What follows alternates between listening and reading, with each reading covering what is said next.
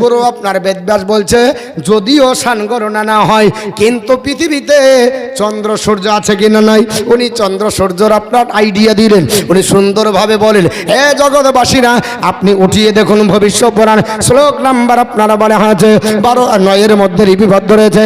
হে জগৎবাসীরা শোনো, দ্বাদশ শুক্ল পক্ষ সে মাধবে মামি আধব যাতে দদৃশ্য পুত্রং পিতৃ হিষ্ট মানুষ।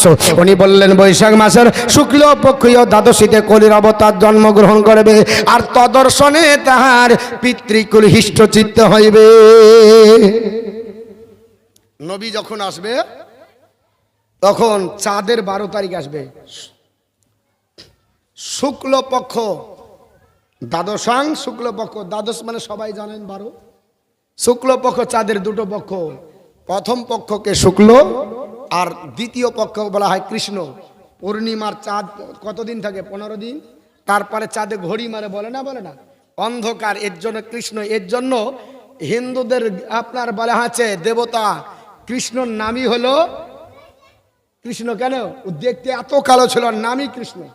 এর জন্য রাতকেও কৃষ্ণ বলা হয়, চাঁদের দ্বিতীয় পক্ষকে কৃষ্ণ বলা হয়। কৃষ্ণ মানেই কালো। কৃষ্ণ মানে কি? কালো। শুক্ল মানে সাদা শুভ্র। আমার বন্ধুগণ, বুঝাতে অসুবিধা হচ্ছে। আজ আমার গলাটা ভালো নাই, মানে বসে গেছে, আর এটা আমাদের অভ্যাস বলা, তার জন্য বলছি না। লোকে বলে এ বক্তাদের অভ্যাস, এর জন্য বলছি না। কিন্তু আমার রেকর্ডিং শুনবেন, এইভাবে হয় না। কিন্তু আমার এত কষ্ট হচ্ছে, মানে জ্বর সর্দি দিয়ে আপনার গলাটা বসে গেছে। আমি চেষ্টা করছি সঠিকভাবে উপস্থাপন করব, কিন্তু বাংলা বলতে যে ইংরেজি মিশে যাচ্ছে, কেন কাশি উঠে যাচ্ছে, ক্লিয়ার হচ্ছে না। আস্তে আস্তে বলবো, আপনারা আমাকে সহযোগিতা করবেন, নিশ্চয় আমি বলে দেবো। গলা ভেঙে যাক, তলা এখনো আছে, চিন্তা নাই। বলেন আল্লাহ।